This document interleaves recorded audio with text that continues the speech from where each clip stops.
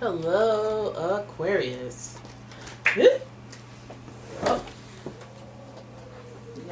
we have a jumper. All right, Aquarius. It's umomgtarot, and this is your someone secretly talking about you tarot card reading. Okay, so let's get into it. We know what's coming. We know what's coming. If you're new here, hit subscribe. Why not? Why not? Why not? And here's your first card. Oh, damn, yo, you got them Pisces up in here. Pisces, talking about you, Aquarius. And the energy is wistful, endlessly loving, compassionate, and forgiving. It confuses and softens resolve. So we have this Pisces energy here is very sensitive, usually a hopeless romantic, very intuitive, very psychic energy. All right, and then we've got Libra, and the energy is diplomatic and gracious. It seeks harmony and balance in relationships. Somebody wants to harmonize with you, somebody wants to be peaceful with you. Hopefully there was no falling out, no feud, but there's just like, I got love for you, boo-boo type energy. Just wanting to feel that balance or whatever. So you may have a Pisces talking about you.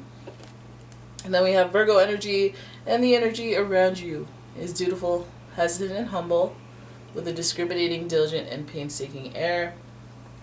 It's good vibes. It's a helpful caricature, somewhat critical. But this person's giving a lot of like balance, because Libra is the scales. It represents balance, fairness, justice. Excuse me. And all the while, Pisces and Virgo, they're balanced because they're each other's polarity on the zodiac wheel. So there's this mutual sensitivity between the three signs. There's Venus, there's Mercury, there's Neptune, all like the dreamy, lovey-dovey signs. Planets. And then communication with Virgo. So it's cute. It's cute energy to be talking about you. It's people who know how to talk. Libras are very charming. Virgo energy, they know how to communicate. Might not be the strategic communication, okay? Very private, very leave some information out type information. But like, let me not let you know that there's information that's being left out. Type leave out. So let's have a look at what they're talking about when it comes to you. Well, let's see their intent. I'm using the energy oracle cards for this card pull. And then we're going to do the golden universal for the tarot spread. The pre-Raphaelite tarot, I should say. The thinking man. They thinking. And that's why they need to talk about you. That's interesting. The thinking man. Pondering, wondering, assessing. That's why they gotta talk about you. Oh my goodness, we got the Three of Swords to start in reverse. This person's thinking, talking about you, third party situation. Some of you, and because this card is in reverse, some of you guys are considering entering a third party situation. Some of them are thinking about you and inadvertently creating this third party situation. So very interesting complication here. It's lover, not fighter energy, right? So this person's like, I accidentally fell in love with someone. Then we have the Knight of Cups. Oh my goodness. Making a romantic gesture, willfully doing so, even like regardless of this third party situation. I'm wondering. Thinking man archetype. Then we've got, YOLO energy we've got. So we have the Sun in reverse. But this is like reckless YOLO energy if it wants to be. So the Sun is associated with Leo. This is your pride, your ego, this is your energy, your zest for life, if you will. What drives you to act. The power behind the body. And then we've got the Fool. Damn yo. You got the Fool. Let's hope you're not getting played for a fool. Let's pull your final card. Oh my goodness, there's that intuition. Now, I don't know what position you play in this situation, but you're involved. You are involved in a third-party situation. Now, I'm not sure if you're the one initiating it. This is a judge-free zone if you did. But I feel like it's... Whoa, lots of sound effects coming from my home. I hear wind, I hear people walking. This is too... It's too much. It's too much. Okay, so we see the third-party situation. It's in reverse. So, it could be a few scenarios, actually. A third-party situation that's wrapping up because this person's been thinking. You know, they want harmony and balance in their relationships again. So it could be coming off the harmony and balance could be coming off a third-party event. Whether it was you, whether it was them, they're doing some thinking about it. So that could be one scenario. Then we're also looking at somebody who's thinking and thinking and thinking, and they're entering a third-party situation with you. You knowing full well, them making a romantic gesture, regardless of all the thinking. It's just like, I'm wondering if the thinking is the thing that makes them feel like this is important. Like, I can't stop thinking about it. Can't stop thinking. You know? Them wanting harmony, them wanting balance, but them fulfilling the obligations of their ego. Like, can I actually pull two at once? Or, like, you know, there's a little bit of ego and pride involved when we bring out the sun in reverse.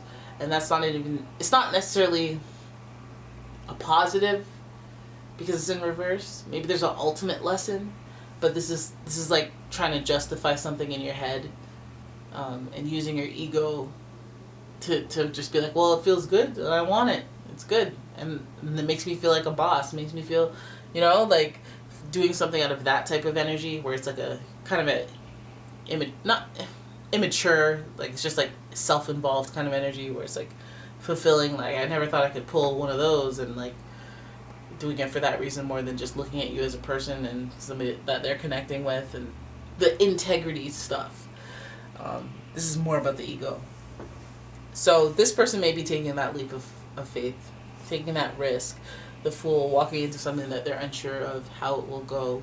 And I feel like, well, where does the risk come from unless you're in another situation already? So that's what makes me feel like it's a third-party situation down that line. Like, they're just taking the risk because they're going with their feelings and they're going with how they think it was meant to be. They're justifying it, but there's a little bit of their ego involved here. So that's what makes me go, well, I don't know how that's going to go. Because, you know, sometimes the ego stuff wears off and then you get cut down to your feelings and go, oh, damn. I really miss you. I feel like this is a false sense of their intuition, their faith. They're trying to, I don't know, trick themselves into believing that this is them having faith and going with their spirituality on this. But it might be a thirst of the ego. But, I mean, it could also be a different scenario, too, right? If we look at it from a different perspective. So, the Three of Swords, up on that romantic gesture, it's like it was meant to be. I'm trying to find balance and harmony in my relationships, and I may find that balance a little bit better with you. Now, there's no speaks of, like, malicious intent. There's no, you know, speaks of, like, I'm going to bust your world down with the swords and burn up the foundation of our happy home with the tower. It's more like I might just be pivoting in your direction instead because of how I feel about you, because of the balance that I've noticed that you bring to my life, or that you seem like you would complement my energy. And that might be a little ego-based, but I mean, it might work out that way. Like, this person might be a very egocentric type person that you can handle my ego. That's a huge key. So this person walking away and making this choice, it might feel like a huge leap of faith, a huge risk for them, because they might be in something that is stable, but they also want something that, you know, gives their ego a boost. Somebody who makes them feel a certain way and has them thinking about them nonstop. Like, they just might be going with their feelings rather than just external expectations, the status quo. The Nine of Cups is like, if part of them is like, they can't tell if it's the lust factor or if this is the spiritual factor, and I think they're willing to take that risk and that leap of faith. But I think that it's ultimately, like, if it's you that they're feeling very lusty about, I feel like there's, like, the spiritual awakeness that, like, it might be,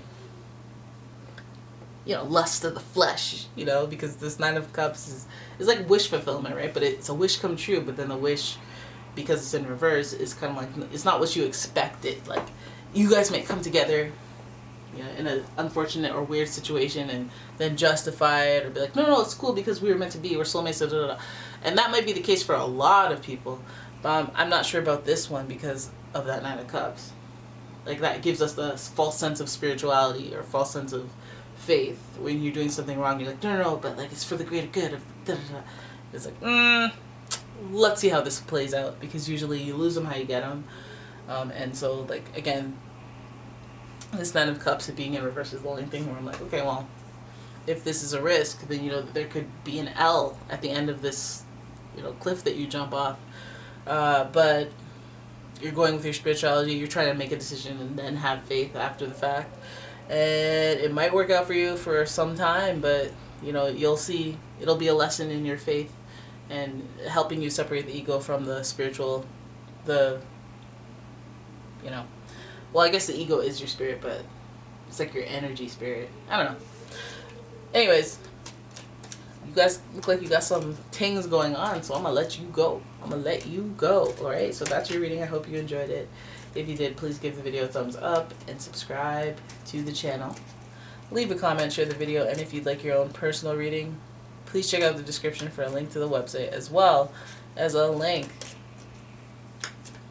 to my Etsy shop. I sell candles. You see that? And other stuff. So yeah, check that out. Get some traffic to my Etsy shop. And yeah. Thank you for watching. I'll see you in the next one. Bye-bye. If I can find the remote. No, it's bye-bye for real now.